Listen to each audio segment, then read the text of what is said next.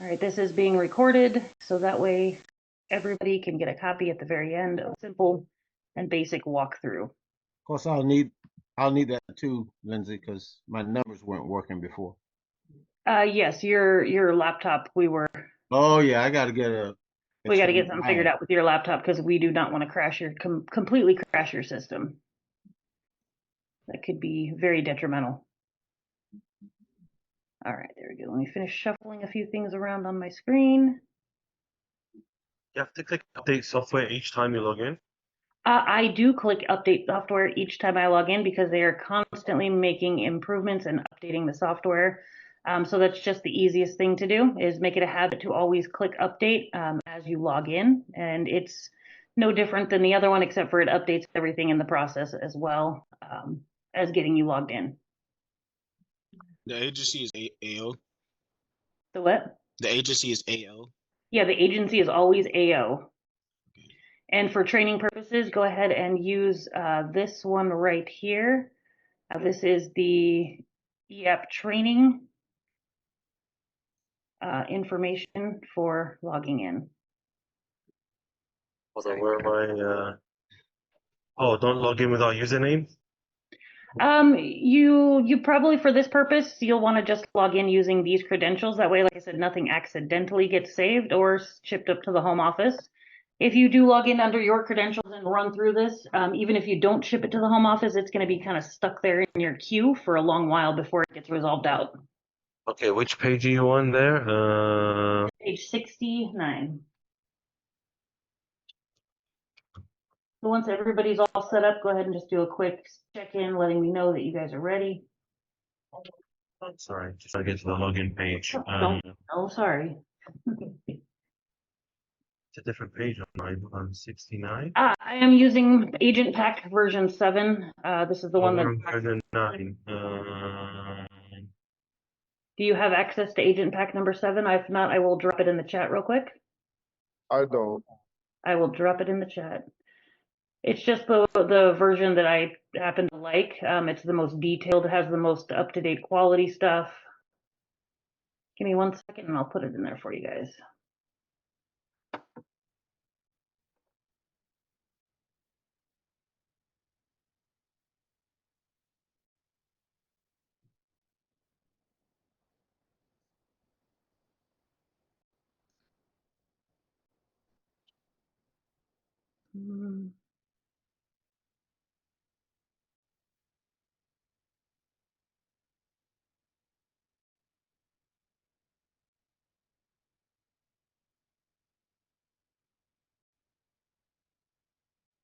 Come on, computer.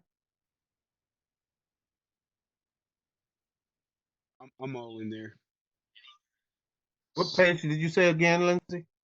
69. Wow, set up. Okay.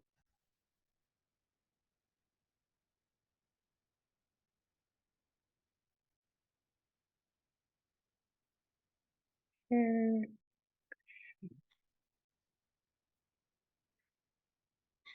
Copy link. Chat. There you go, I dropped it in the chat for everyone. All right, so as we're going through, I'm just going to do a run through. Please hold your questions until I stop and ask for questions. I will stop periodically throughout the little presentation to make sure everybody's caught up, following along, and doesn't have any questions. Get everything lined back up. There we go.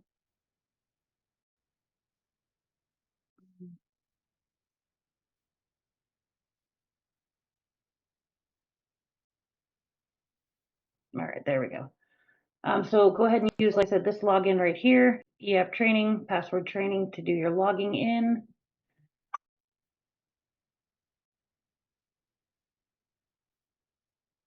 All right.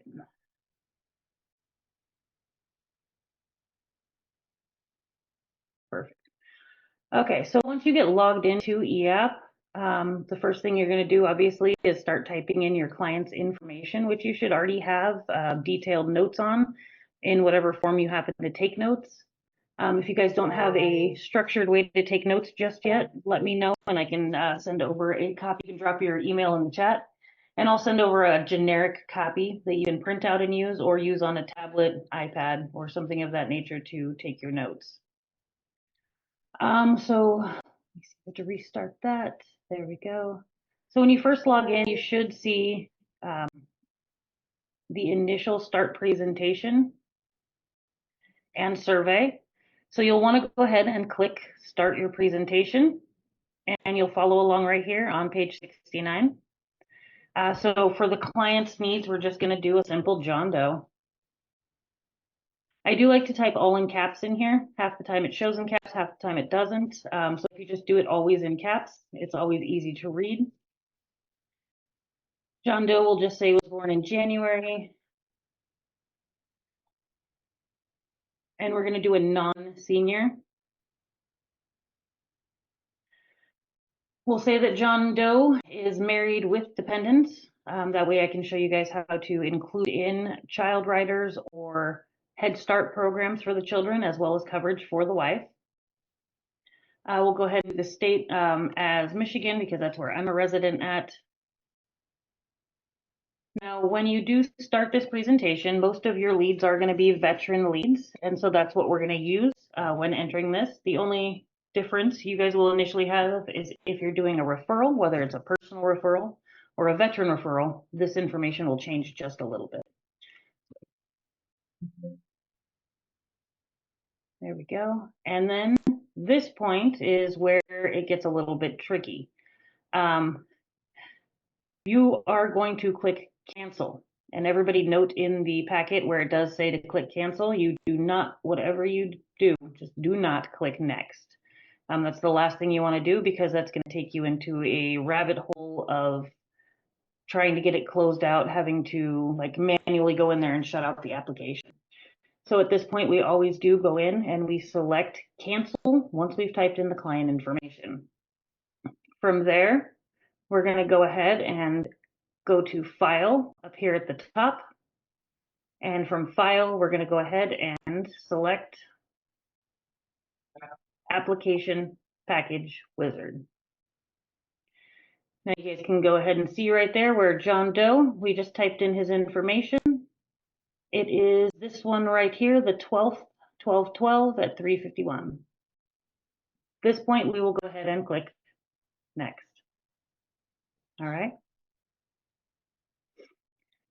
Now we're going to just verify everything right here is correct on the screen. John Doe, my name is Agent Bogus #1, and we are in Michigan. You will once again go ahead and you will click next.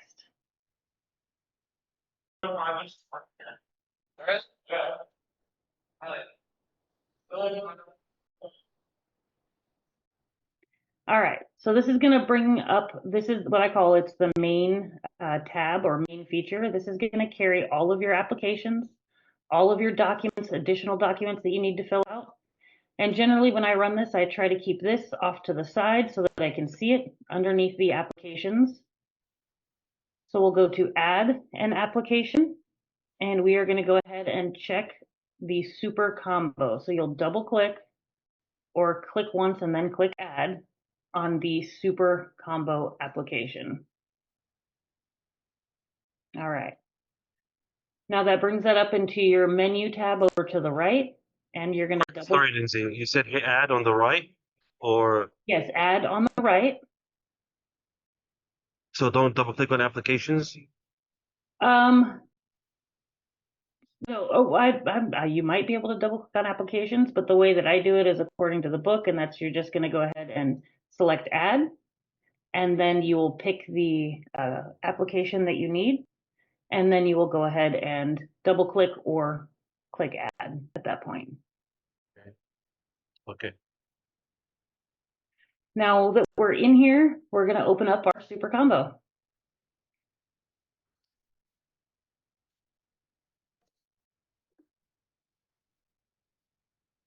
All right, and it's loaded in. So we're always going to start with the top section. And you can see right here on page 70 of the agent packet, it's going to be all their basic information, everything between A and C3 under the number 1.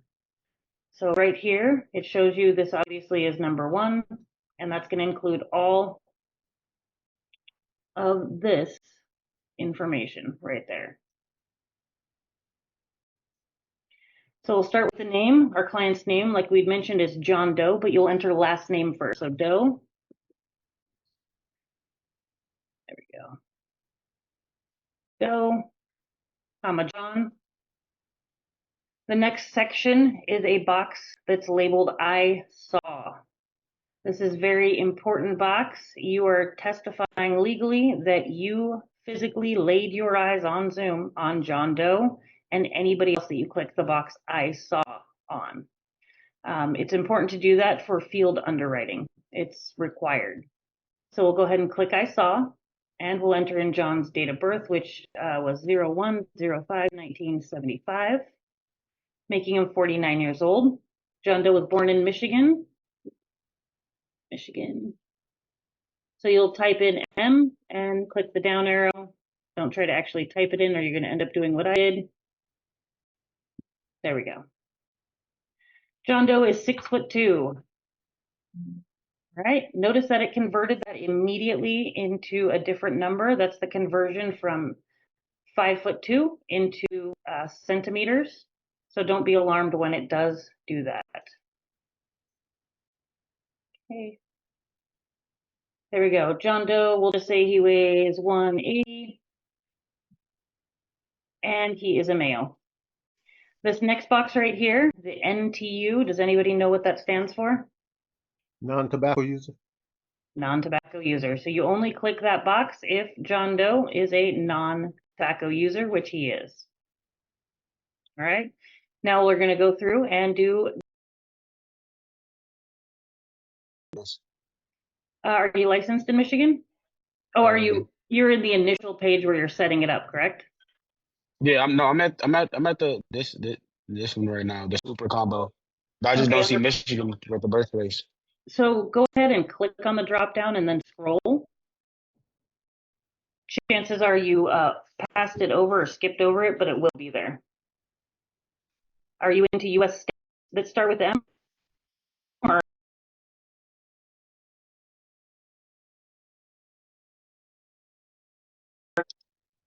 I just scrolled down too far. no worries. So John Doe, his wife is Jane Doe. We're going to mark that we saw. And we'll say that Jane Doe was born 05/05/1978. She was also born in Michigan. And we'll say she's 5'6" and 135. She's a female. She is also a non-tobacco user. All right, so you notice how we filled out every section between the the letter A, all the way to the NTU box. There's nothing missing. If you, for some reason, miss something in this section, it will not let you add life insurance amounts for that person, okay? What was Jane's height? 5'6". 5'6". Right. And her date of birth. I think I put it in as 05/05/1978. Okay. All right, so we've got husband and wife in there complete. The next step is we're going to add in their child. We'll just say that Jane and John Doe had Jimmy Doe. It is a child. Jimmy Doe was born 12/5/2018.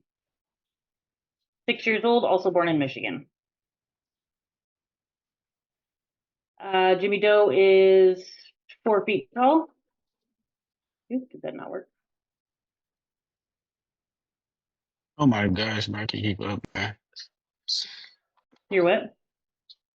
You cannot keep up. I'm gonna lie, I don't know what I'm doing.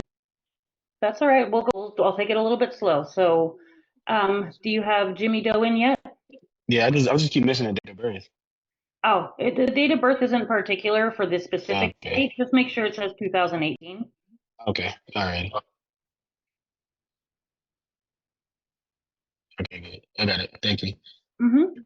And 4 feet tall. Now for the weight, let's just say Jimmy Doe weighs 65 pounds. Jimmy Doe's a male. So now we have all of the information in for mom, dad, and the child.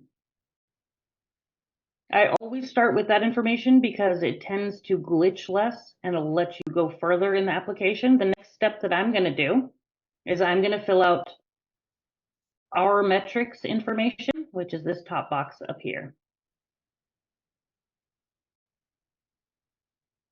All right, so this is going to be a VPRIV for veteran.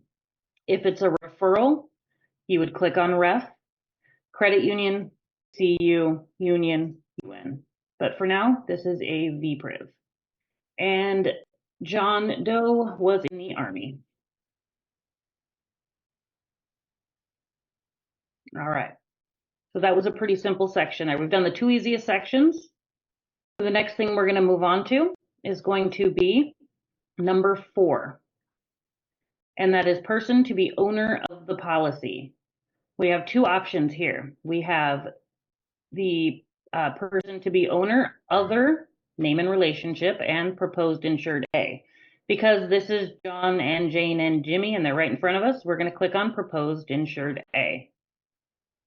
The only time that we would select person to be owner of policy, other, would be if this was a grandparent or a parent who is not purchasing insurance for themselves, but is purchasing insurance for another family member or child, and that they have insurable interest. Business situations? Sorry, what? Business situations? Insurable interest. Insurable interest in a family dynamic is going to be a grandparent who is purchasing a Head Start policy for a grandchild or a great-grandchild, an aunt or an uncle purchasing for a niece or a nephew. No, I mean the buy-sell agreements. The what? Buy-sell agreements. Buy-sell agreements. I've never encountered one of those, but yes, this would be a scenario where you would utilize person other to be named other than the person who's being insured. For our purposes in general, it's normally going to be a grandparent or a great-grandparent, an aunt or an uncle. All right, so our next section that we're going to need to go ahead and cover is going to be the occupation and the employer's name, which is number 5 and number 6. There we go. Let me kind of zoom in on this one as well.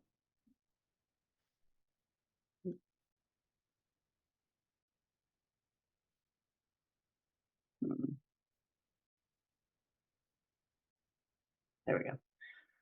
All right, so for our purposes, we're going to go ahead and click on the box here. You're going to notice there are 4 options. If this is a non-senior application, all 4 of these options would actually make them not qualified. So they would be uninsurable if you click one of those. In a senior, they're all acceptable. So we're going to say that John Doe is a steel worker. Oops. Don't hit tab, I forgot to tell you that. I do it every time. You'll actually click into the next box. And we'll just say that he works for Ford because we live here by Ford. All right, Jane Doe, we're going to say that she is a secretary. What if she was like a stay-at-home mom? If she was a stay-at-home mom, she would be insurable even though she's unemployed because her husband is employed. It only makes them uninsurable if both members are unemployed because the chances of them being able to successfully pay for their policy are pretty slim.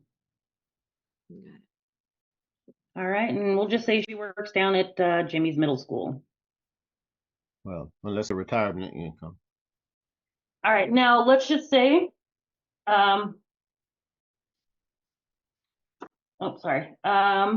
that, you know, they are no longer employed there, or she wants to type it down because she's in between jobs.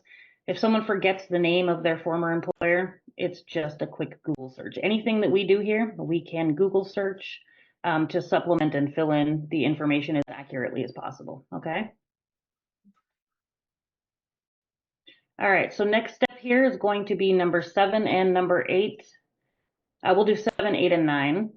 These are all very important fields, more so than you would expect, because in number 7, that's going to be their home address.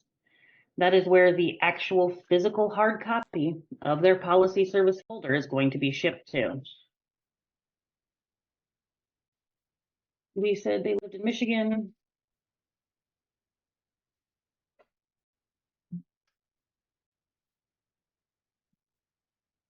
Aren't you letting me type a 0? Oh, wrong one. State, obviously, not zip code.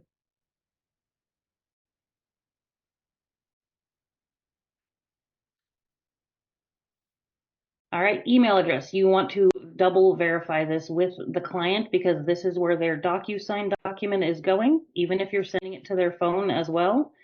If for some reason the email is incorrect and the phone number is correct, they will get it. They will be able to sign it. But when they go to return it to you, you will never receive it. It will just disappear into a black hole and never to be seen again.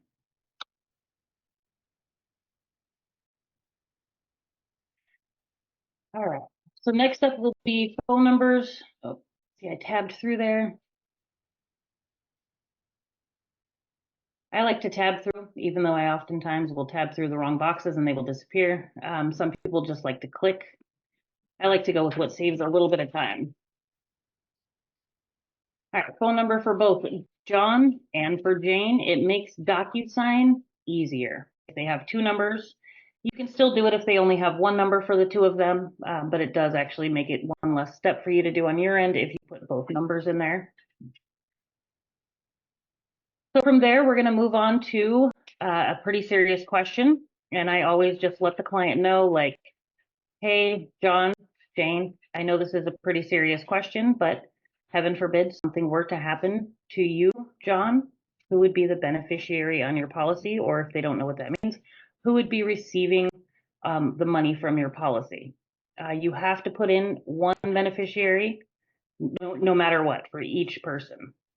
Oftentimes it is better to put in 2 because heaven forbid something were to happen to both beneficiary 1 and the client, there would be no place for the proceeds to go. Husbands and wives. Sorry to so like interrupt, but when is this something that you just reconfirm? Because like after you show them the prices, you tell them like you have this much money going to the family. You just reconfirm with them? You would be assumptive, yes. So in this case, I would be like, John, just verifying that is going to Jane. Heaven forbid something were to happen to you, correct? And he Okay. would say yes. And then you'd let him know, you know, John, heaven forbid something were to happen to both you and Jane. Who would this be going to? And at that point, they usually say, oh, it's going to go to Jimmy. Well, Jimmy's 6, right? Most states will not release any type of money like that to a 6-year-old. And it is your responsibility to go ahead and let them know that it's not a good idea to have a child or a minor as the beneficiary of a policy, or the state can hold the money potentially until that child is 21. It's going to do nobody That's any good. good. That's good to know. Yeah, absolutely. So what you can do is you can recommend that when they do go get their will done, that they set up a trust or an estate. All right. All right. I'm pretty sure that's not like a really common thing, right? What's not a common thing? Yeah, like have you ever had many people say that to you? That they wanted to have their child as the beneficiary? Yes. Yeah, like oh really? Oh wow. Yep. It's pretty common. All right. So now we've got Jane Doe in there as the beneficiary, and we've got the trust in there as well.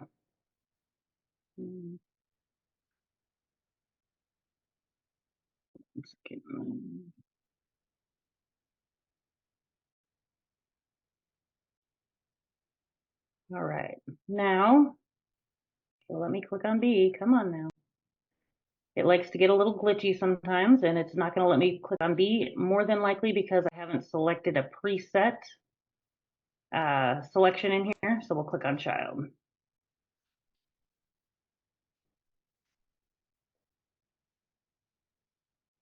All right, am I missing something on B?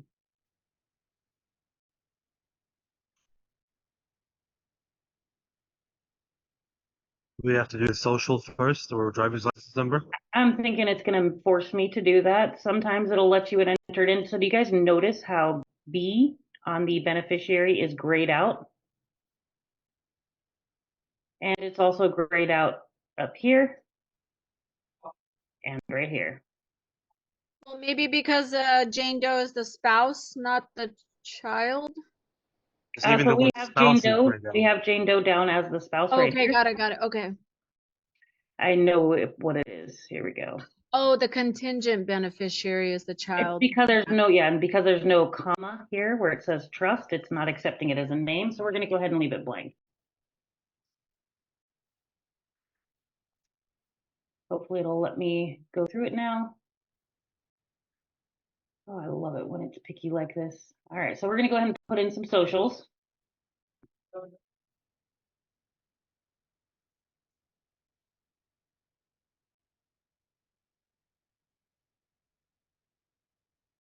And there you go. Let's see. Driver's license number for Michigan is a ridiculous number of digits. Does anybody have a Michigan ID or driver's license handy? I know we have a couple Michiganders here.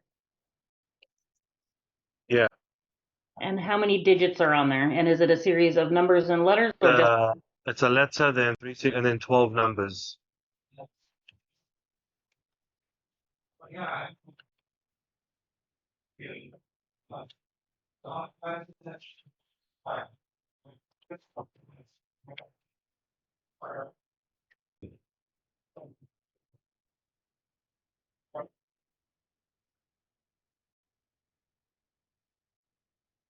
The system is picky enough that it will differentiate if you have an incorrect number of digits in there.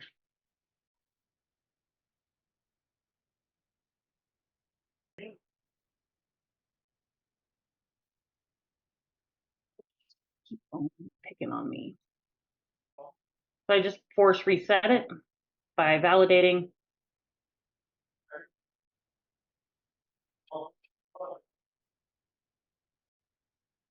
Do I need to enter a specific Michigan like license and all that, or is it just or is the whole thing not going to work? It was one letter followed by 12 One 12 letters. numbers, correct, Ade? Yeah, one letter, 3, 6, 9, 12 numbers.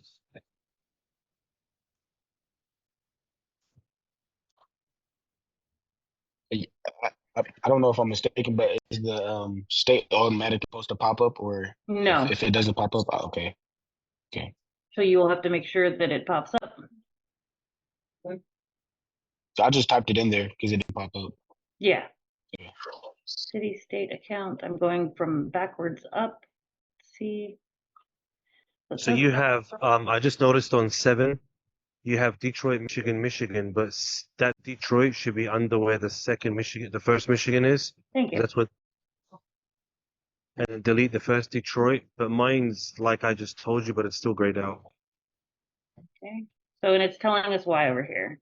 No, no, yes.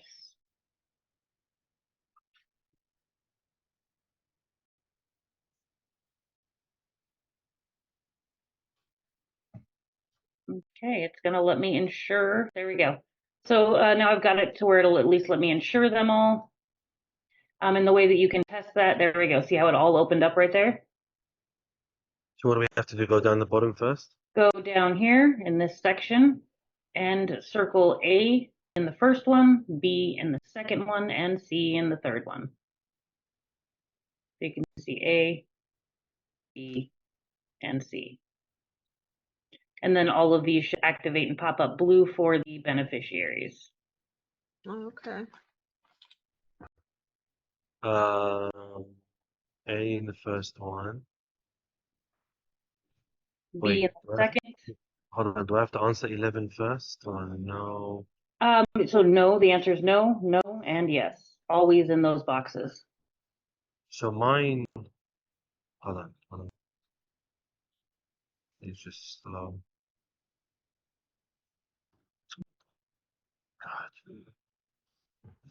It's Number automatically. 13 is no, they're not a US citizen? Good catch. It's actually supposed to be yes. I was thinking down in the lower section.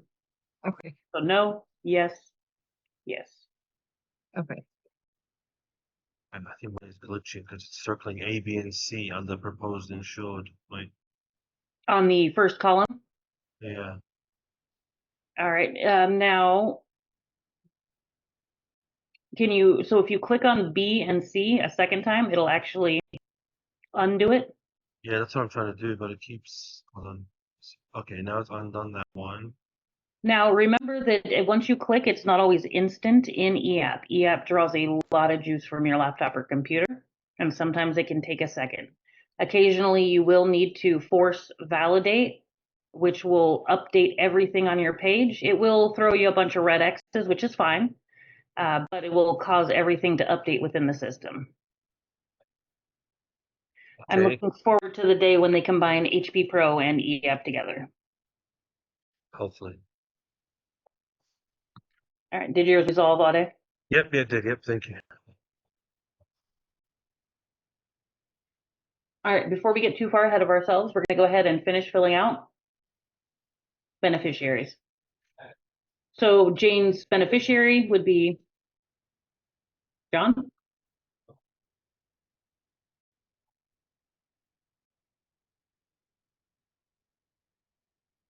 And Jimmy's would be both Jane and John.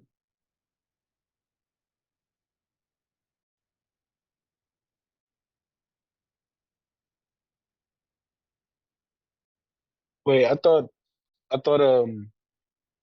John was the proposed insured A and Jane was the proposed insured B. It is. So what you're looking at, I believe, is the difference between the boxes up here and the Yeah. boxes right here, right? Yeah, yes. So John Doe is A, and he cannot have himself as the beneficiary, so he has to have Jane Doe. Okay. Jane Doe is B, and she cannot have herself as the beneficiary, so she would have John Doe. Okay, yeah, that makes a lot of sense.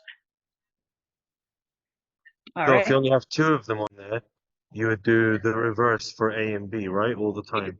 Exactly. Yeah, the husband would be the beneficiary for the wife would be the beneficiary for the husband. And that's generally, I mean, you ask them, of course, and confirm with them, but that's generally what I see. Okay, and you don't always need a contingent if they don't have a child. That is correct.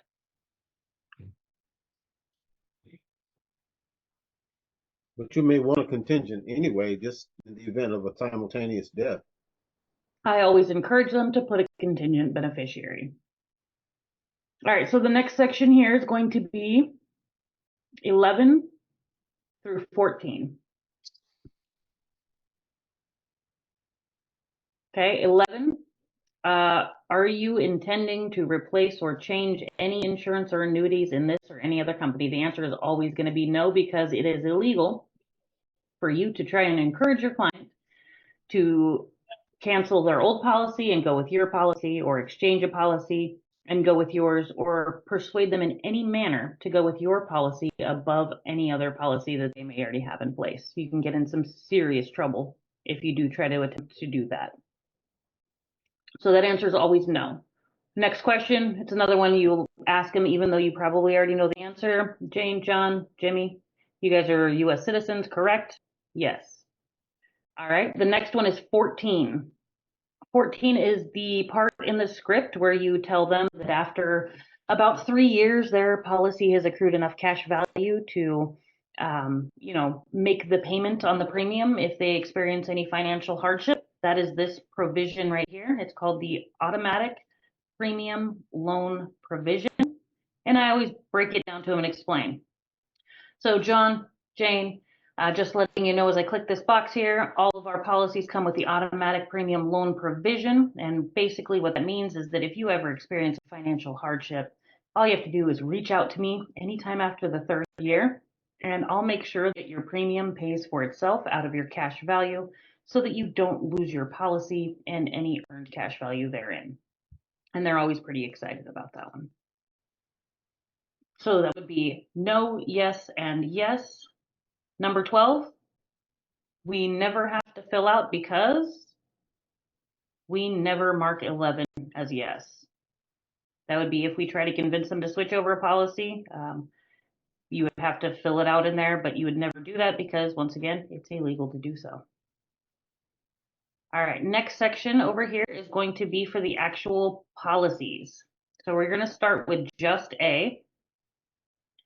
Now, does anybody know the difference between WL, PR, EX, and SL? Isn't it a whole life paid up, WL, and then isn't one select life? Whole life is WL, SL is select life. EX is executive and PR is premium, right? Preferred. Preferred. So you guys see on the agent packet right here on page 72, the upper left-hand corner that I just circled with the pink box, it breaks it down for you. It's just the level amount of life insurance that you provide them. Anything under $34,999 in coverage is whole life. Anything between 35,000 and 59,000, so 35 and 60,000, that's preferred life. Anything between 60,000 and 119,999 or 120,000, that would be executive. And select is anything over 120,000 in whole life. You guys get paid differently. Different premiums and different commissions for each of these levels. You get paid the most on whole life. That is your 50% commission, and after you've been here for 3 months or written a certain amount in sales, that then becomes 60% advance commission. It's not a huge difference, but there is a pretty significant difference on the PR, a little bit more on the EX, and a little bit more on the SL. You get paid less with each tier, okay? I'll break those down for you guys at the very end. There's actually a document right on the website that we can show you. It'll break it all down for you. So for this case point, we're going to go ahead and note down that we're getting whole life for A, B, and a child policy for C, so WL. Now, what happens if I type in the face amount, 65,000? Isn't it Kicks it automatic? out. Yeah. Yeah, it's not going to let me because I clicked whole life, right? It's going to Right. kick it out and say that amount was too much. Right. I could type in 65,000 if I clicked on PR. So for this case, we're just going to type in 30,000 in whole life. Hit tab and the premium automatically generates. The next step is to click the TIR. We check this box with all of our policies. This is the terminal illness rider. And basically what it says, and I'll let them know, like Jane, John, I'm going to put you down for the terminal illness rider. It comes with all of our policies. Heaven forbid either of you were to acquire a terminal illness, which means a life expectancy of less than 12 months. We would immediately pay out the policy by 50% with no questions asked. That way you can use that money to pursue other treatments or spend time with your family, whatever you decide, right? So terminal illness rider goes on each and every one. While we're at it, we're going to go ahead and give Jane Doe some whole life. We're also going to give her 30,000. There we go. And we're going to mark the terminal illness rider. Okay. So that's the basic whole life portion for the adults. Now, oftentimes we do things such as income protection, mortgage protection, brand new car protection, whatever type of protection we do in HP Pro under the 10YRC. Here it's going to be a 10RNC, renewable convertible. That's what it basically means. And that's going to go ahead and be this first box right here. So to activate it, we're going to go ahead and click the box for 10 RNC, and we'll type in whatever the coverage amount is that we see on our HP Pro, whether it's broken down monthly into payments or if it's a lump sum, the coverage amount is going to remain consistent. So let's just say their 10 RNC is for about 56,000. You hit tab, the premium automatically calculates itself. Now, in your policy service folder is where you put the breakdown on whether that's a lump sum. If they pass away, it's going to go to pay off something, or if it's a monthly increment plan where it's something like an income protection and they get a check for, you know, 2,000 a month for X amount of months or whatever it might be. Here it's just a straight across 10 RNC, the benefit amount and the premium amount. All right, now when we go ahead and bulk up the accidental in a policy, that's listed right here under ADB, and you would do the same thing here. You would just select the box. Let's say you gave them an additional 50,000 in ADB. Generally it's 50 or 100. And you would hit tab, and it would calculate the premium there for you. Okay? Which part is so the accidental? That's like when we click on the freedom of choice and it shows the amount you're saying afterwards. No, this is in the calculator. So when you're in the calculator and you're building the plan, and let's just say you gave them income protection, and then there's another option underneath it for ADB, extra, accidental death and dismemberment. Let me see here. I've got my HP Pro up and running, as a matter of fact. Ooh, I cannot get into my calculator. Yeah, Lindsay, your computer might explode in a minute or something. I don't know how you have both of those things up right now. That's because I have a custom built gaming PC with lots of storage and RAM and drive. Yeah. Yeah. My PC will probably blow up. If you guys saw like my entire screen, you would probably laugh because I'm running Zoom on my browser. I'm running Zoom on my desktop so that I can record and screen share. I'm running a secondary program called Scribe to track every click I make so I can make a training video. And I've got HP Pro and E up running because that's how we roll. Oh, well. I'm going to show you here on the calculator.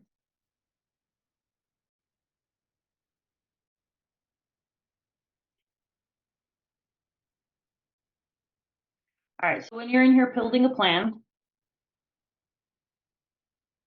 age,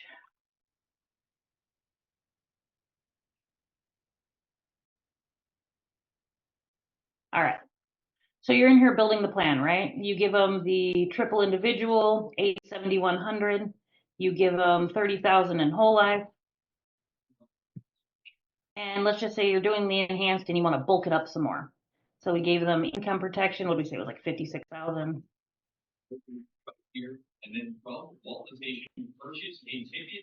There we go.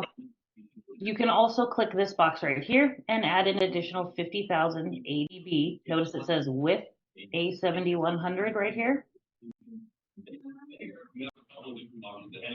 Does anybody know what happens if you leave out the A7100 or the ADB when you present the policy? It's almost a blank screen. It is a blank screen. Watch this. That's all you have. So let's add in the A7100 at the 300 level, and you'll see that these numbers over here on the right, 30, 60, 150. That stays the same every time you offer an A7100 at the triple level. Those numbers don't change at the 300 level. But let's say you want to bulk it up. Maybe they're a little bit younger. They work in a high risk job. You can go in and add the 50,000 in ADB. And instead of 30, 50, and 150, or 30, 60, and 150, it's now 80, 110, and 200. So it added $50,000 or $50,000 to each of these levels. Does that make sense? Mm-hmm. All right. So that's what I mean when I refer to the ADB in this instance. It's just the accidental in case you want to bulk up their coverage. All right. And you guys see how affordable that ADB is, by the way? Yeah. That extra 50,000 in coverage was $4 a month. You're getting a lot of bang for very little buck. Now, the next option we have here is to go ahead and put in the child policy. You do have the option to include it as a rider down here. Does anyone know the difference between a child rider and a Head Start? Separate policy, isn't it? It is a different kind of policy. kind of scroll through here and I will get down to the child rider section.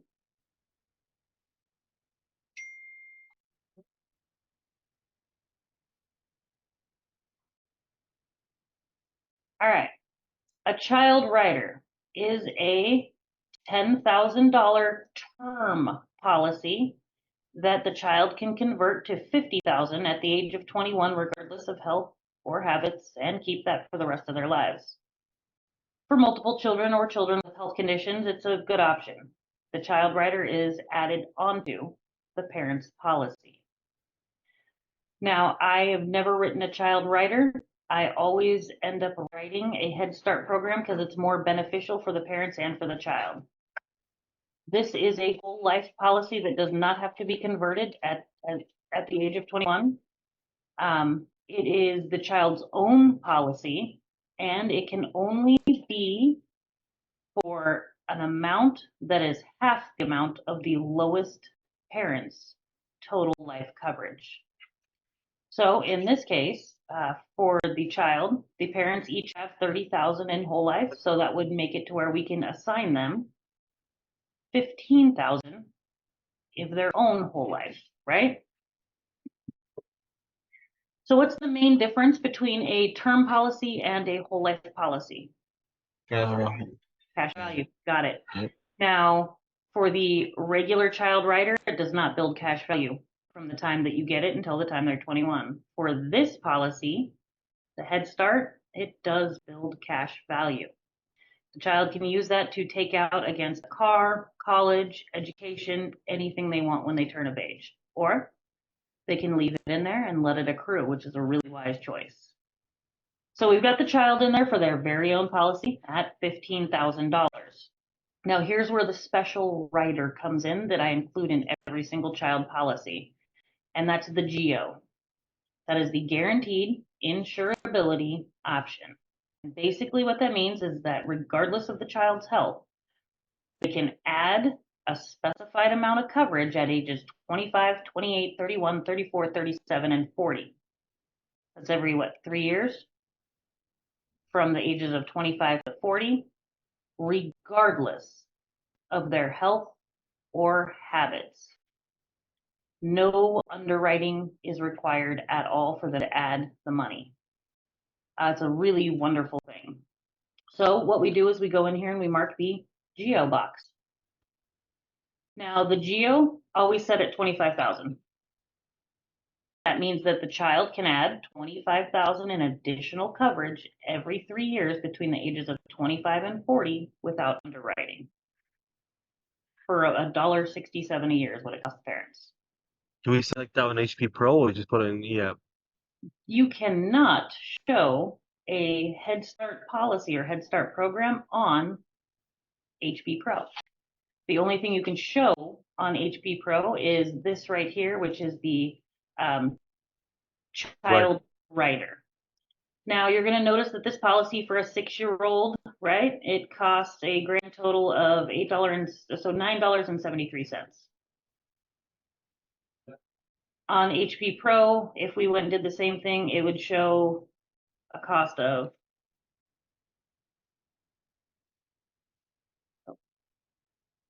$6.25. A discrepancy of only a couple dollars. So when you're in HP Pro, you let the parents know right off the bat, hey, listen, I can't calculate the final price on your child's Head Start policy until we get to the application, but in general, it's going to be between $1 and $10, right? Mhm. And you just let them know that. That way, once you get into EAP, if it's $2 over, they're not going to get upset. All right, so we'll take the child rider off. And instead, we gave the child their very own whole life policy that builds that cash value that they can add on to between 25 and 50 years or 40 years of age without going through underwriting. And you can also add accidental ADB, extra accidental for the child if you'd like.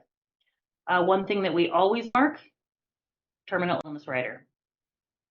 Everybody in the family does receive that terminal illness rider no matter what. So when you're doing a Head Start policy on a child, this is what it should look like basically.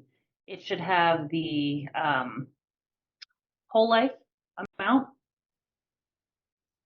it should have no more than half of the ALP of the lowest, or of the value of the lowest parent. You should always mark the GEO box. That gives them the guaranteed insurability and the terminal illness protection. All right.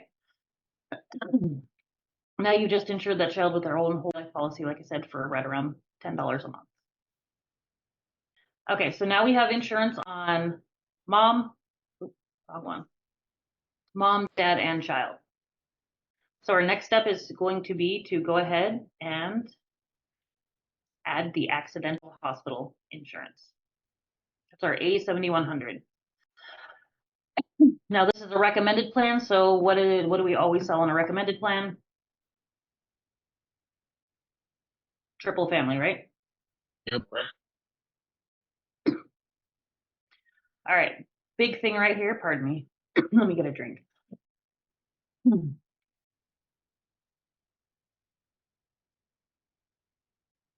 Big thing right here that you do want to mention to the parents every single time, there is a one-time only $5 policy fee for the A7100 policy. So the initial withdrawal, the initial premium is going to be $5 more than their every other premium that they pay. And you need to let them know, because otherwise quality is going to give them a call. They're going to tell them the price. The client's going to be like, no, it wasn't that price, right? So you always want to make sure you tell them. They're not going to balk it. I've never had a single client say, no, I don't want to pay the $5 that one time for all that coverage. Lindsay, let me back up for real quickly. On the child's policy, Mm-hmm. $10 or less, regardless of the amount, as long as it's 50% of the 50% of the face amount of the lowest That's parent. a general rule of thumb. Okay. I always tell the parents, anticipate it to be between $1 and $10 All right. additional. So regardless of the amount, if the parents have 100,000, the kid's getting 50 at $10. No, obviously you're not going to get 50,000 for the same cost as you get 15,000, right? Yeah, I mean, That's why I always tell them between $1 and $10 additional. That would be on top of whatever it showed them in HB Pro. So it's not going to let me enter it, but if we had 50,000 right here, it's probably not even going to let me do it. Nope. I mean, if the parents had 100, the lowest parent had 100, you're saying 50% of that is 50. And you don't always have to write it for 50% of. You can write it for any amount below 50% of as well, if you want to get very technical. But for example, I gave dad 100,000. We'll give mom 100,000. Get it type right. Of course, I did not select the proper coverage level. All right, so let's say we did that. For the child, it's going to be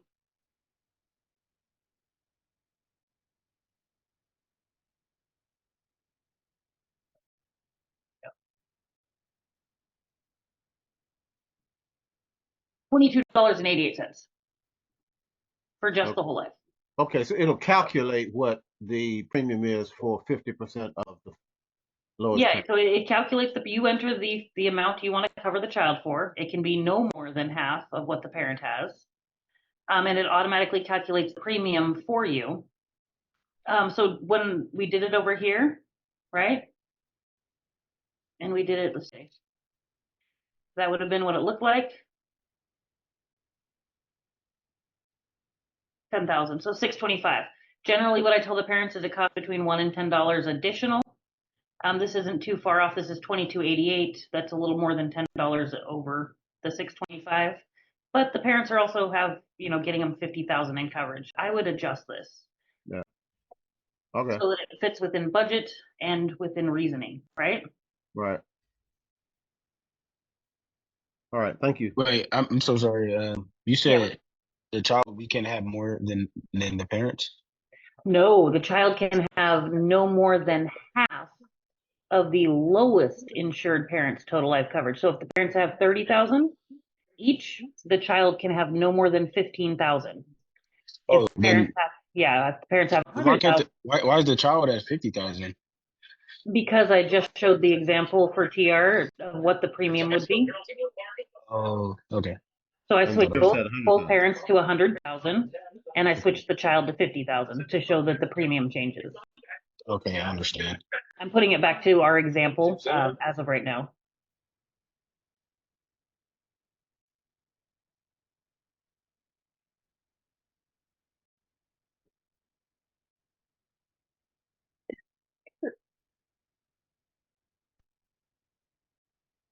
There we go. So for example's purpose, we have 30,000, 30,000, and 15,000. All right, we've also added in our accidental hospital policy amount right here, which once again does have that $5 one-time only fee. The other important thing you're going to want to note down here is this box right over here. This is going to have your actual premium amount. Okay. And the MBD right here, that is monthly. Mine says 278. Oh, I think you deleted the geo.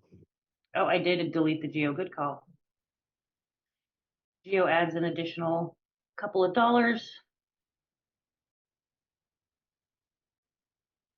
Mine still says 278.25.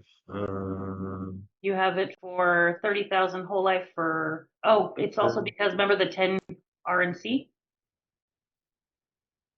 Yep, 10 RNC, 56,000. Oh, 56. I put 60. There we go. 56, and then ADV is 50,000.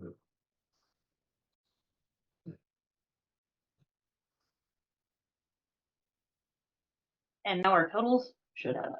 78.25. There you go. There you go. So what if you get a client who randomly is like, well, can I pay that quarterly or can I pay that all at once and just get the year out of the way? It doesn't happen often, but it does happen. You are able to click this box here. ABD is annual. QBD is quarterly, every 3 months. So notice when we click ABD. So every 3 months will be the 278 times 3, obviously. That's when the payment comes out, right? Yep, it's calculating right now. See my little hourglass for the annual. It took a while. There we go. $3,280.99 for the year. If you went and did quarterly, it would calculate that as well. This is where it kind of bogs down and takes a second for it to actually process it.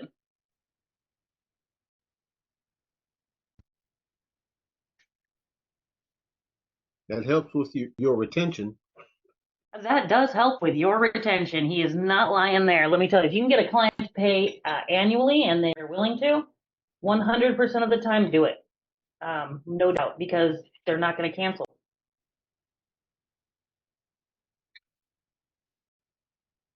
So 824 a quarter, and I'll just put it back to MBD. It'll just take a second to get there.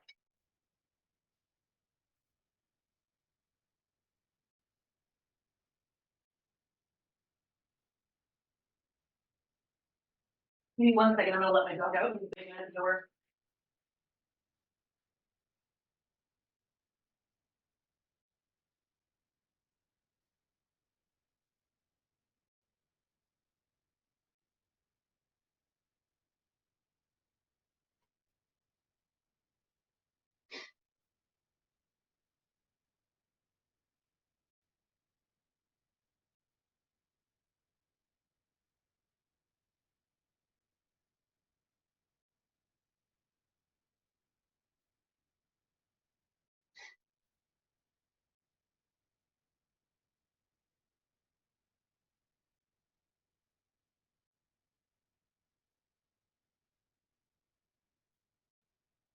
So the last few steps on this page of the application are pretty simple. We're gonna have to answer 15, 16, and 17.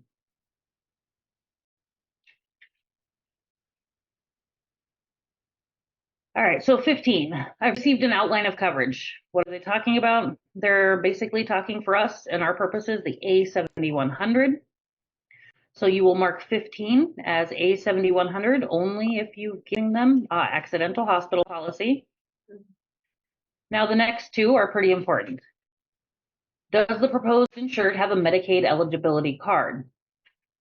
That is referred to seniors, so it only really applies to our senior applications. If a senior has Medicaid, then you cannot sell them an A7100 policy.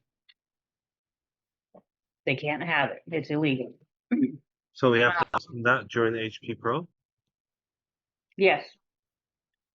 You should know already, basically. Obviously, the veteran's going to have veterans benefits. The wife possibly might be on Medicaid. But generally, you'll know that based on their income level, their age, and just general rapport building with them. If not, you'll find out real quick in here when you go ask them, do you have a Medicaid eligibility card? And they say yes. And then you do have to let them know that you cannot give them the A7100, and you will have to show them the updated values, right? We all know what it looked like when there's no A7100 on a policy. It's just straight whole life. There's no accidental. Occasionally, you will get a state that does not have A71 for seniors over the age of 65 or 70 or 75. In HP Pro, it won't even let you show it. So you'll know pretty quickly. And when you get into here, you won't be able to click the box. Also, age 65 and older, I've received the important notice to persons on Medicare. This insurance duplicates some Medicare benefits, always a no, because you're not selling them an A7100 if they're on Medicare or Medicaid. So What the are answer, the C10s and 20s and 34s? I'm glad you asked.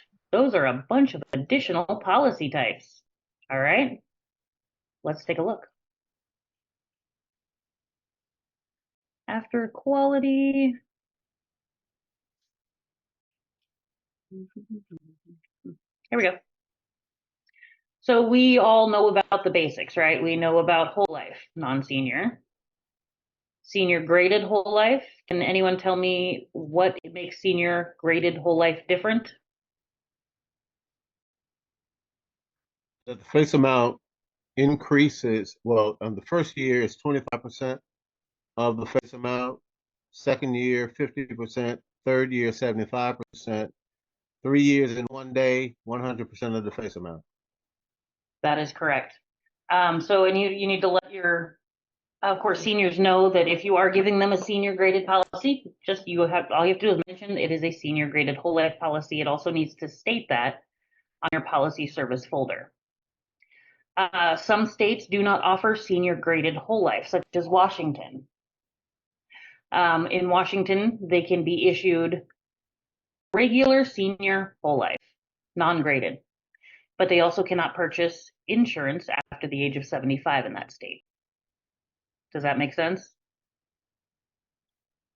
For They're example, only eligible for $34,999, right? yeah, they're only eligible $34,999. Now, can a senior apply for non-graded life insurance, such as an amount above $34,999? No, but we can put that on the enhanced plan, right? Well, the only reason I would ever put that on the enhanced plan is if I could actually offer it to them. I'm not going to show someone something I cannot offer. You Yes, can we you can. explain this? Hmm? I was about to say, can you explain the senior graded one more time? Absolutely. So senior graded is a policy. Let's just say, for example, they get $20,000 in senior graded whole life. Now, of that 20,000, if they pass away in the first year, so year one, from day one until day, the last day before the next year, they get 25% of the face amount, or they would also known as $5,000 of a $25,000 policy. So they pass away, their family's only getting $5K out of that $20,000. If they pass away between the first day of the second year and the last day of the second year that their policy's in place, they get 50%, also known as $10,000 of the $20,000 policy. If they pass away between the first day of the third year and the last day of the third year, it's 75%, right? Also known as 15,000 out of the $20,000 policy. And if they pass away any time after the day after that third year is over, so year 3 starts, or sorry, I guess that technically at the beginning of year 3, they would get 100%, so 36 months. So when you go to sell them a $20,000 policy, and if they pass away a week later, You're just not going to go get it all like at once. they only, no, not all at once, they only ever get 25% of the policy if they pass Yeah. away a couple months after you issue it. Right. Yeah. Okay, so they only get a percent. Yeah, it's based on a percentage. And so Okay. this is found on page 99 in the agent packet. Yeah, And it's yeah. really, it's important for you guys to know that. Now, we were just speaking about senior whole life, so non-graded, all right? Senior whole life states are listed out right here. So I just had an agent ask me. They've got a personal referral who happens to live in Connecticut. They are 74 years old. They are in perfect health. Never had anything wrong with them ever. Cold or flu maybe once or twice. Perfect health. They want 50,000 in non-graded senior whole life. Well, they don't live in a senior whole life state, right? They live in Connecticut. There is one state right here that is close to Connecticut. Can they sign the policy while standing in a senior whole life state and receive a senior whole life policy that's not graded? It doesn't have to be like their residence. No. Oh, okay. Have to be in They that can- state physically.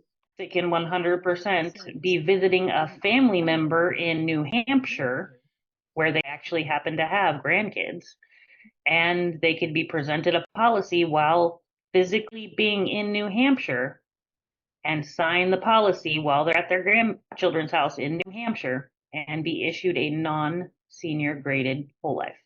Could you tell them to do that if they wanted to, or are you not legally allowed to give them that advice? We can tell them. Okay. Of course, you have to be licensed in New Hampshire, though. You have to be licensed in New Hampshire. I once had a client who was in a state that we cannot sell at all. Does anyone know the 2 states that we cannot sell in at all? New York. Mexico. Massachusetts? Mexico's not a state. New New York York, and Massachusetts. Yeah, New York and Massachusetts. Massachusetts. I had a client in Yeah. Massachusetts. They lived 20 minutes from the border and they had family in the next state over. I was able to sell them a policy while they were currently standing in their mother-in-law's house to sign, which, yes, they drove over there for me to present and sign so that they could get life insurance. Seriously? Yes. So a lot of my family, pretty much all of them, live in Massachusetts, and they were all willing to sign up. But I noticed that we don't sell insurance in Massachusetts or New York. Uh-huh. So they could be visiting me. Yes, 100%. And you can sell them a policy on site in person, 100%. And so if that does happen, you do have to include a note on page 2 under the comments saying, client is currently visiting, name of relation or, relationship to client in state that they're actually in right then. The DocuSign is geolocation tracked, so they know where they are when they sign. So you'll never want to have a client, like, let's just say you're licensed in Nevada, but not in California. And you say that the client drove to Nevada because you didn't want to have to pay for the California license and you still wanted to get the residuals. You have the client, they never go anywhere, they're in California, they sign in California, but you say on the application they're in Nevada, they're going to know. They're going to know. Right? That's good to know. Yeah. Anti-fraud. What about, Mhm. Lindsay, what about like when you're putting in their residential address, will it let you sell a policy to them if their home address is in a state where? Yes, 100. Even if their home address is in, Massachusetts, yes, 100%. Okay. Good to know. Wow. Okay. All right, so back to where the original question here was, what is Yeah. the C10, C20, H34 CI? Yeah. Mhm. Right. Sorry, I thought we'd cover that because it's pretty important but tricky information that everybody should know. All right, so we know about the 10 RNC, the accidental ADB, which some of you guys just learned about, the additional ADB. Waiver of premium. Issuance age between 15 and 55, and what it does, it will waive the premiums on a policy when the insured has 6 months of total disability, right? Now, that comes in the form of a refund. So they have to pay their premiums for the 6 months while they're disabled totally. They also have to have medical justification or proof that they are not able to work. And then they will be issued a refund after 6 months of total disability. That goes over very well with a lot of our union members. All right. There's also the 20-year level term, college education. It's for the parents to take out a loan to pay for their college education. 15 or 30-year decreasing term. Typically, that's known as mortgage protection because it decreases as you pay off your mortgage. It's there to cover your house. The A7100 policy. This is a lot of really good information. You guys should probably read up on it, right?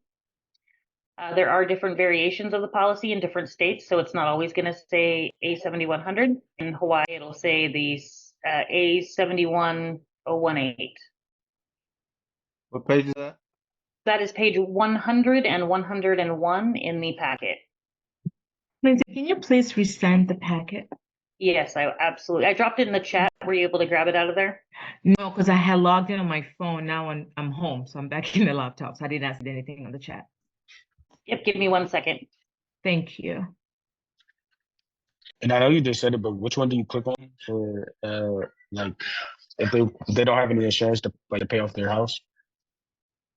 That's the, where'd it go? Just reshared it. 15 or 30-year decreasing term on page 100. Okay.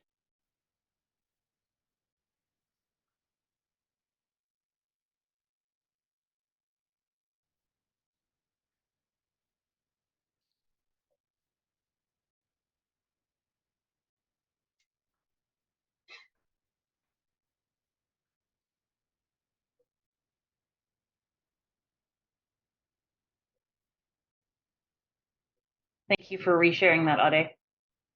No worries. All right. So after that, we're going to get into the ones that we really don't often know and not many people know about until we start getting into this packet and we start reading. The A7400 accident policy. It's just a slightly different A7100. That's all. All right. The C1000. Actually, it's the C10,000. That's the critical illness policy.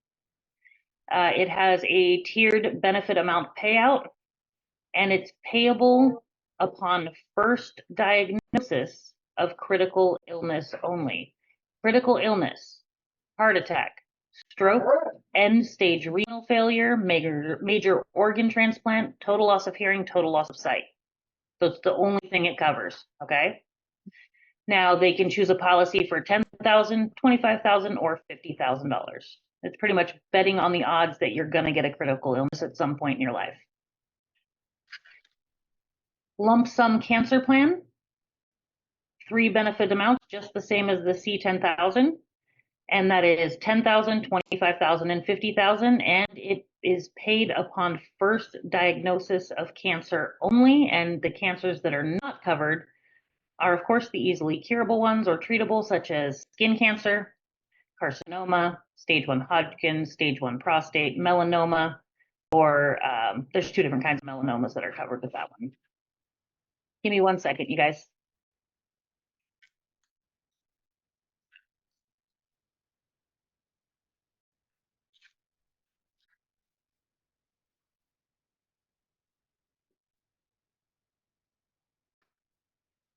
All right, sorry about that, you guys. So the lump sum cancer plan pays out just the same as the C10,000, the critical illness. Does that kind of cover all the answers there that or the questions that you had there on that section?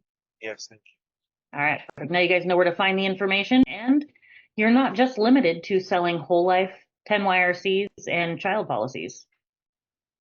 We do have quite a few other options that you can sell to a client if you see that it fits or fills a need that they have. All right, so to go on with the application here, the very next section that we have is going to be for the banking information. Now, different uplines have different policies on how they deal with it. Some like to get it immediately at the end of this page. Some like to wait until after page 2. I generally wait until after page 2 because I need to know if they qualify. We still haven't found out if they fully 100% qualify for the policy yet, correct? All right, page 2. It's very straightforward, very simple, you guys. You read the questions exactly as they are asked, as they're worded, and everybody has to answer. So in this policy, we have Jane, John, and Jimmy, correct? You have to ask the questions about Jane, John, and Jimmy, because Jimmy's getting his own whole life policy, right? Now, if Jimmy was just getting the child rider, you don't have to ask it, but because we're giving him whole life, you need to find out his medical history as well. So the questions are broken down into a few categories. All of them are qualifying questions. Some of them will result in a trial. Some of them will result in an immediate denial. Where do we find out this information? Well, once again, in our AO agent packet is where we're going to find the underwriting information. First up, build chart, height and weight. You always check their height and weight.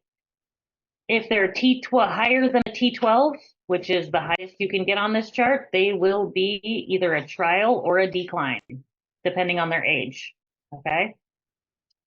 Next up that we're gonna check is the 2 pages after that in the packet, and that's gonna be our automatic decline sheets.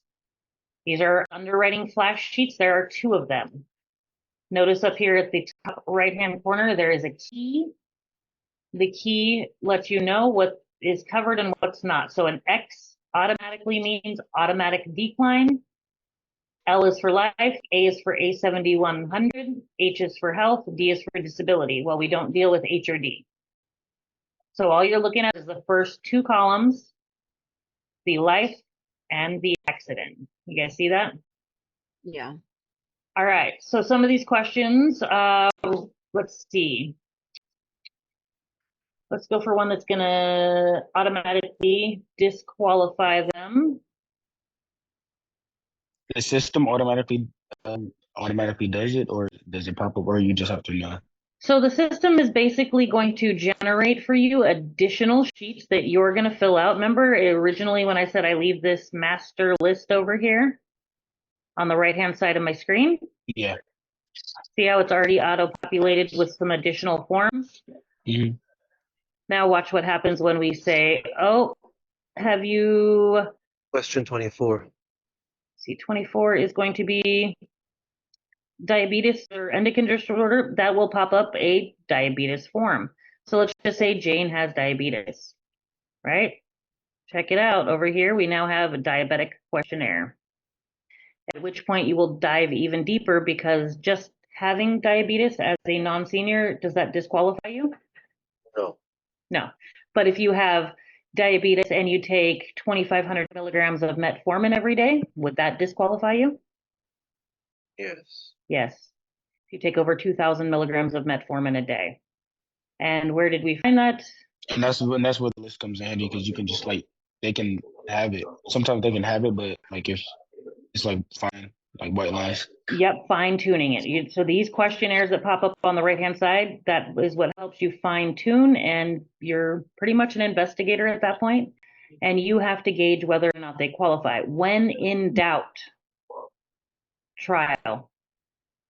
So you've done all your research, you've scoped through all these flash sheets, you've scoped through the additional trial lists, you've gone through the trial sheets, you've gone through everything in here, and you still are unsure. What is our next step? Wow. I just got upload. Ask your upline. Absolutely 100%. What if your upline's not available? Do we have any other resources? You. Me, Jolene Bagman. Jolene is like a quality expert, you guys. Reach out on Slack. Also on Slack is the quality channel. You can throw a quality question in there and you'll have an answer within seconds. If your upline is busy or incapacitated, if I'm not available, if Jolene's not answering, someone will answer you. And if you aren't getting an answer within like the first 60 seconds or so, move on to the next question. Keep proceeding with your client. You will have an answer within a few minutes. All right. All right. So we've gone through, we've asked all of these questions. They've given us a bunch of answers. Go ahead and go through and fill them out. Are there any questions in here that should be marked yes, specifically?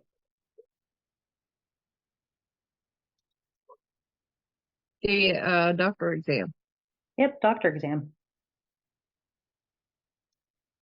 That's like a trick question. Are we leaving the diabetes one as yes? Yeah, why not? I'm going to show you the form. Because it doesn't disqualify them. But let's just say I marked, you know, a different one over here as yes. Notice a form didn't pop up or a questionnaire didn't pop up when I said full loss of hearing or full loss of sight. That's an automatic disqualifier. So is this.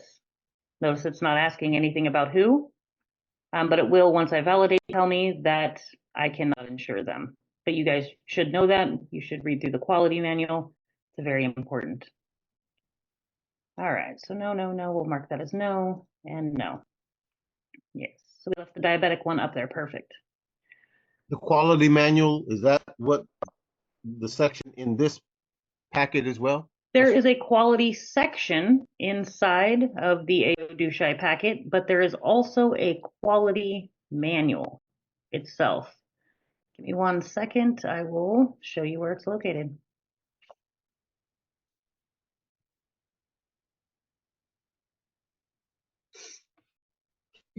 There's one inside of HP Pro, the full-size manual. There's several that you can download to your desktop. There's actually 2 in HP Pro, and I think there's one in here as well. Although I don't access the one in here, it's harder to read. So if you go to the Mobile Planet website and go to key areas, you're going to find a section on quality. I'm going to go ahead and pull it up on my screen.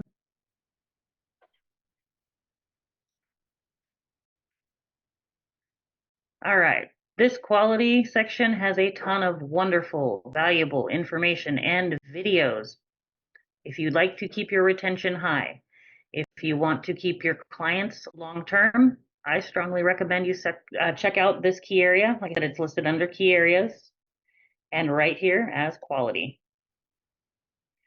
And that's in what now? This is at planetaltic.com. It's one of the 6 key areas that you guys should really know about. There's also videos on retention, how to get e-signatures for amendments if you have mods, how to calculate draft dates, how to reopen or reinstate policies that have lapsed. This EAP quality check right here, you guys will notice that the packet that we were working on, right, see in the AO Dushai pack, where it actually outlines the different areas of EAP for us to fill out. This comes directly from the Planet Altig website. Oh my goodness, it's way up here, huh? Right here, EAP explained. It's right from the Planet Altig website. All right, so underwriting flash sheet, underwriting for seniors, trial guidelines, underwriting field manual. It's right here on the website. Let me mark it over here with a little, there we go. So all of this right here, underwriting and quality training continued.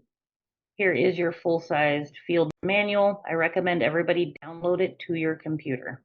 And that's Planet Altic? Yep, planetaltic.com. and it's under one of the 6 key areas. You notice over here on the side, it says key areas and it's always blinking. It's blinking because it's important. All right.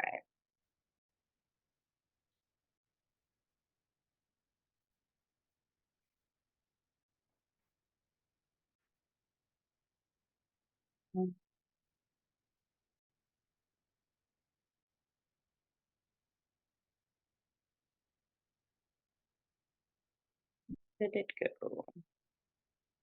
Oh, closing right here.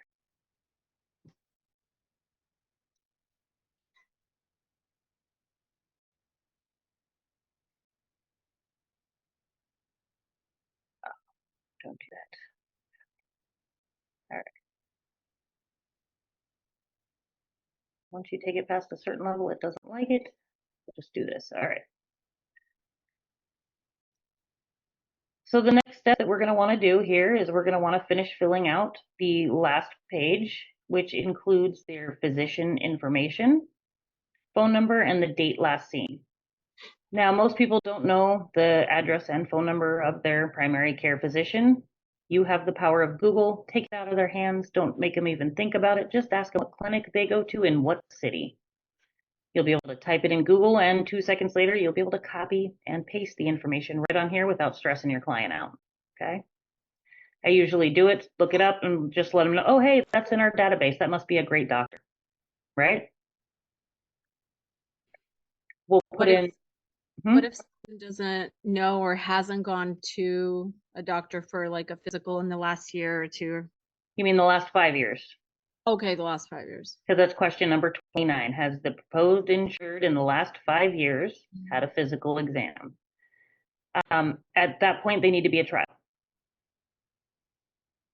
Because they obviously are not keeping up with their health on a regular basis, and we don't know about their medical history. Therefore, we cannot judge whether or not they're a trial. When in doubt, trial. If they don't know exactly what doctor they saw and they moved since they last saw the doctor, literally all you need is the town and the street name or the name of the clinic, and you'll be able to Google search it right into here. I had for question 34 or 35, I had this one lady that said they said they use marijuana, but it was like medical, like medical marijuana, and like the legal stuff. Senior or non-senior? I can't remember. Did they ingest it or smoke it? I think it was like oils and like all that, like ointment and. So first off, if they are a marijuana user and they smoke cannabis, you have to put them down as a tobacco user. That's number one. Okay. There are different underwriting guidelines for seniors versus non-seniors when it comes to marijuana usage. Before, it was you couldn't use it more than like once a week, or you were an automatic trial. Now they've gone through and updated it, and now even if like a senior uses daily, it doesn't have to be an automatic trial. The only time it's a not automatic trial or a disqualification is if they use it in conjunction with narcotics, depression, or I think there's one other one where it makes it an automatic trial. But now it's more widely recognized, and Globe Life sees it for what it is, as no longer a narcotic, but rather a medical situation. The only difference, like I said, is if they do smoke, you have to mark them down as a tobacco user. If they ingest it, they don't have to be marked down as tobacco user. Let me see here. All right. Very last step on this page. Second. There we go. Is going to be, after we get in the physician's information, the city that they're in. Now, is this the city that they live in or the city in which they're standing in at the moment of signing? Ending? Yep, this is where the geolocator comes into play. This is the city that they are currently standing in at the moment of presentation and signing the application. Underneath that is the agent's statement.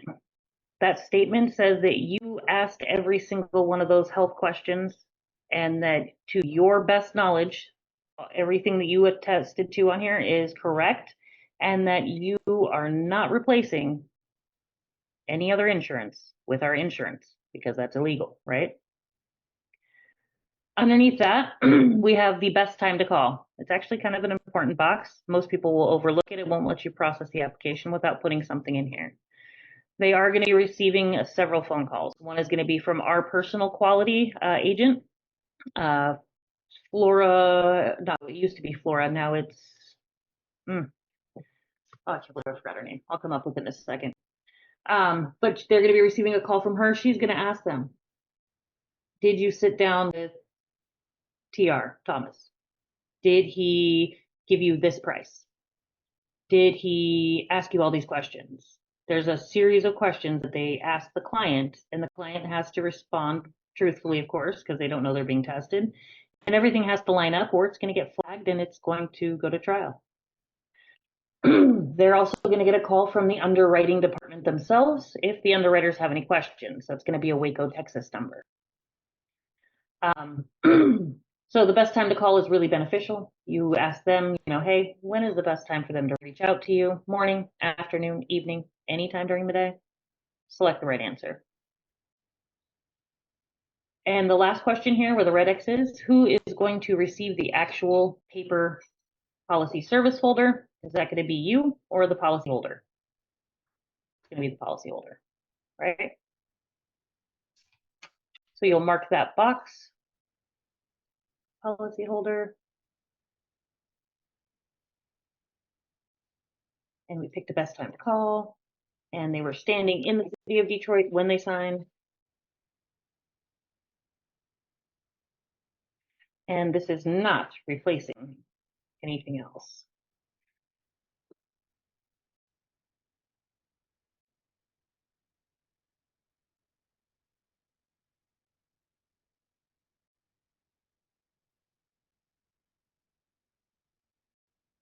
Medical record ID. That's not something we ever have to ask the client. I mean, do you know your medical record ID? I don't know mine either. I do actually. Ooh. I don't know my medical ID. I was about to say, you really know your medical record ID? I got to see this.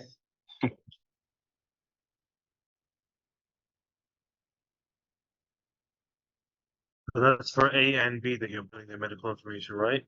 Yeah. I mean, if they have separate doctors, you still have to put it down twice. The system will remember. I don't know if you saw that, but it remembered what I typed in the first one. If they have the same doctor or clinic, you could just start typing and then hit tab. It'll automatically fill it in for you. The date last seen is only going to be the month and the year that they were last seen there. All right, so that completes this portion. We forgot to do, well, we left out one section on the first page, and that's just the bank account information, right? So at this point, we would ask them, who do you bank with? Oh, perfect, you bank with Chase. There's one in Detroit. Perfect. For routing and for account number. For the routing number, you guys get to seem like a genius. The genius is that we all know that you are, and you are simply going to verify the routing number with them. How do you do that? You Google it. Chase Bank routing number, right? For Michigan. And then you tell the client, basically, all right, Ava, I'm going to go ahead and verify your routing number with you. Go ahead and let me know when you're ready, okay? And then I would go off to spout off the routing number for the Chase Bank in Michigan. It just so happens to be 072000326. They think you're a genius. All you did was Google it, right? It helps build credibility and trust, you guys. They're going to feel more confident with giving you their bank account number twice, because you have to ask for it twice, when you are able to spout off their routing number to them. So we said the routing number was 072000326. It's going to ask me to enter it twice now, every time. I don't know if you guys can see that window that popped up right here. I just moved it. It says, please enter the text again. You have to enter it exactly the same, 072 000 3226. Then you're going to ask Can them we copy and paste it? not into eApp. Oh, okay. You also cannot, you know how you can share like remote control each other's screens on Zoom? You cannot remote control someone else's screen in the app. It's a really secure program. All right, so account number. You're gonna need to multitask at this point. Now it's in your mobile Planet 2 on your phone, but also on Planet Altig is going to be the Bank Verify, right? Because we need to bank verify all of our clients. Now, let's see if I can find it, you guys. I don't use it on here. Has anyone used it on the website?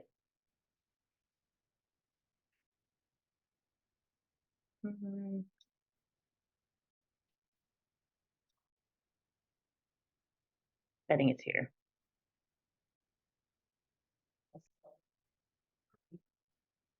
Maybe not. I'll actually find something I don't know. Yes. All right. Does everybody know where it is on their mobile Planet?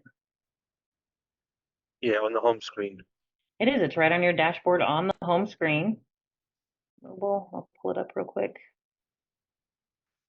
Mobile Planet, directly on your home screen at the bottom of the dashboard. It's right there, Lindsay. It says bank account verification on your screen with that lady picture.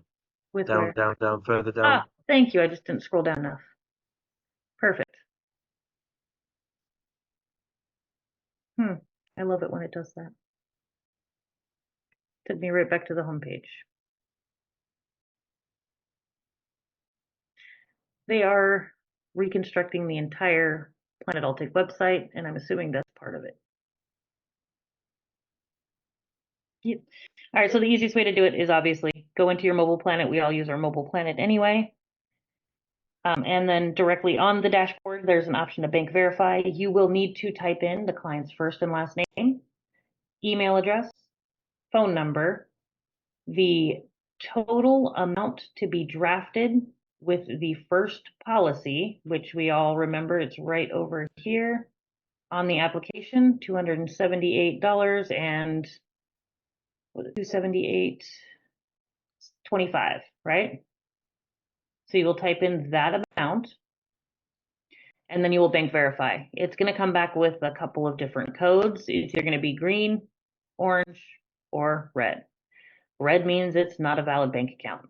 Orange means you can accept it with caution, knowing that they either bank with a small local bank or community bank or credit union, or knowing that they don't have enough information from the bank to be able to tell you whether there's going to be the full payment available inside of the policy. Or it's going to be green, which means they have enough money in there. If they have an account in good standing, everything's good to go. Once you've done that and you've typed in their account number here twice,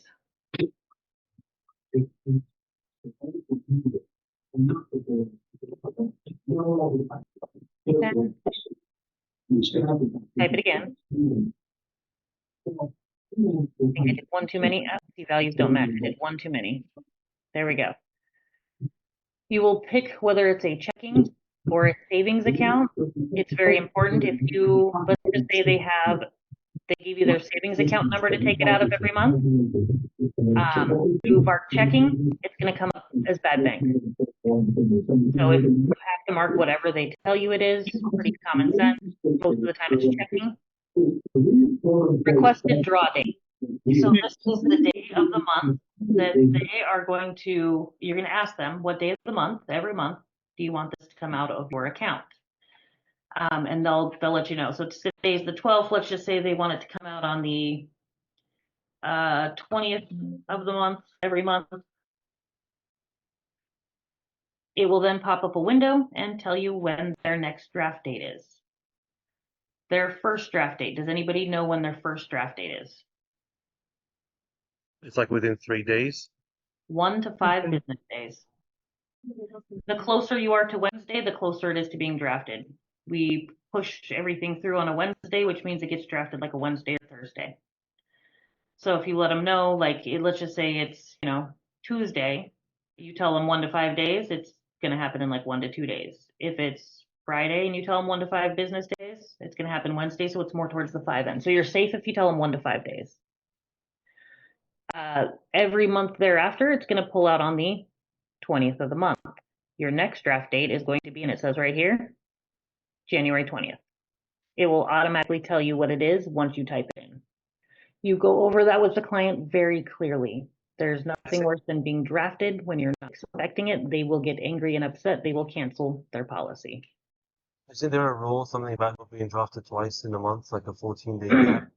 Yes, but I keep trying to break that rule, and I've been trying for like the last 6 times I've gone into eApp and run applications, and I think they fixed it because I have not been able to get it to show an example of double drafting. So for example, oh, look, I just broke, no, it's still not, it's still more than 2 weeks away. Dun, dun, dun, January 1st, oh, that's because that was the 30th. It's the 12th, let's do the, So do 16 days out from today. 16 days out from today is going to be the 2nd of December. Oh no, then no, you want to do the same month, so it's probably not going to work.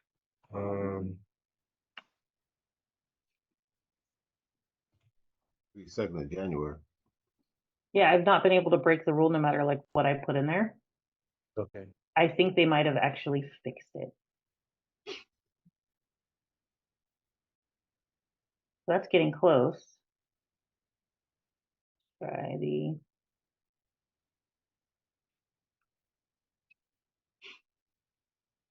There you go. there we go.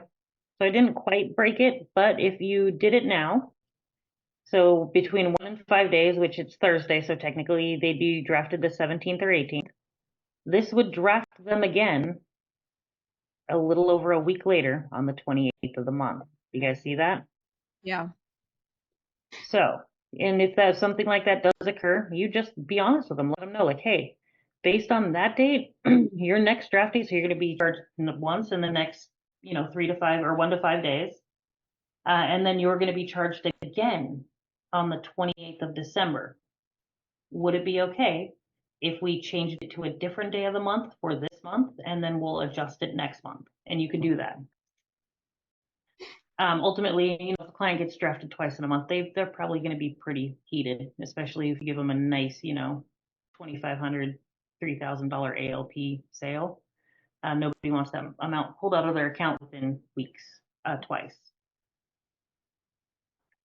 All right, so we have finished the actual application itself. It's, normally you click validate here, and I'll click validate. It's going to pop up with some arrows. You want errors. You want it to say 0. It's still chugging along. There we go. We didn't put When any you medication. validate, huh? We didn't put any medications in. Is that okay? You don't put any medications on this form itself because this is a non-senior application. Oh, that's right. Yeah, mine says there are 6 errors on the form. Yes, because number 1, I didn't put in an appropriate driver's license number. Number 2, the social security numbers are out of whack. There's probably a variety of reasons why it says, oh, look, it actually says there's no errors. It accepted my fraudulent social security numbers, you guys. That's why, 'cause I have no best time to call. That's why I put that on there. Yep. So if you're running your eApp, you hit the validate. It's going to tell you what you're missing and why.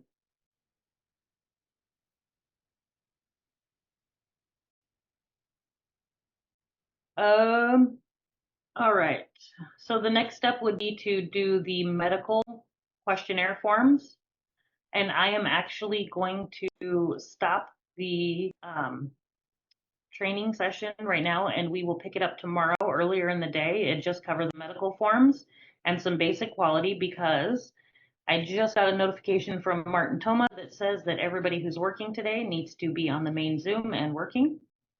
Please and thank you. So I'm kicking you guys all out of my training. Well, not except for those that are in training.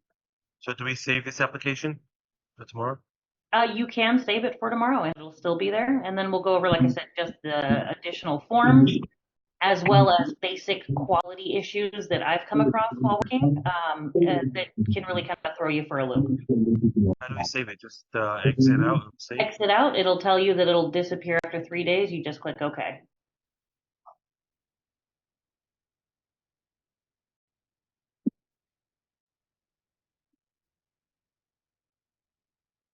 All right.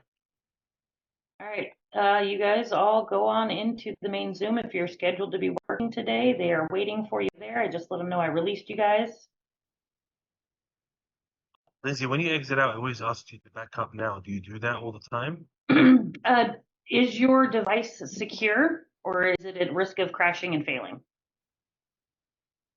I couldn't tell you that question. No. Answer.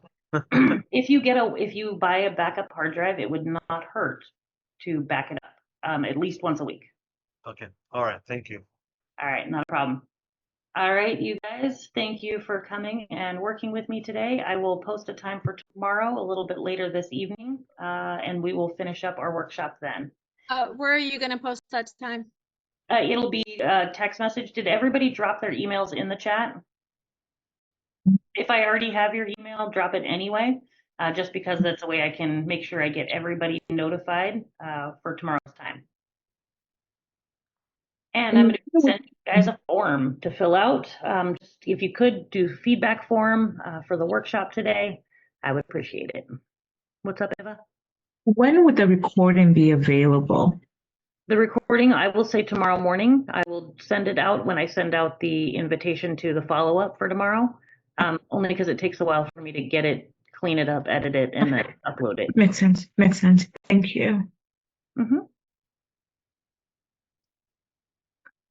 Lindsay, Mm-hmm. should I go and listen to calls? It is 5:30. Technically, our training day is over, and I do need to actually quit here for a while. Yes, go listen to calls for TR and for Catherine. If you guys want to practice or role play together, you are more than welcome to. My Zoom room will be open, and I will be back on Zoom a little bit later this evening just to catch up, check in with you guys, and see what's going on. Natalia, also, if TR and Catherine do role play, you're welcome to watch them and observe, and take notes and do any takeaways that you can. Okay. TR and Catherine, I guess, let me know. I'm actually getting ready to cut out. My daughter and granddaughter are here, so I'm gonna step out and visit with them for a bit. All right. TR, if you want to practice, I'm sure Natalia would be your willing participant there. It's up to you. Lindsay, you had said that you're going to drop a form for us to fill out. I'll be sending it out to your email. The email. Sorry Perfect. about that. Okay. Yes. Thank you.